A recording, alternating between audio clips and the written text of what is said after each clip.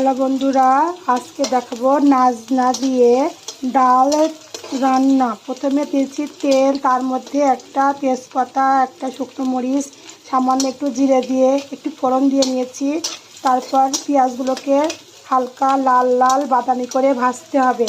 ভাজা হয়ে গেলে এর মধ্যে আমি একটু টমেটো দিচ্ছি। টমেটোগুলো দিচ্ছি এজন্যই নাজনাগুলো হালকা তিতা লাগে।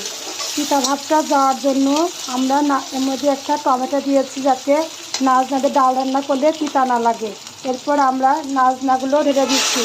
নাজনাগুলো আমি আগের থেকে রান্না করে নিয়েছিলাম।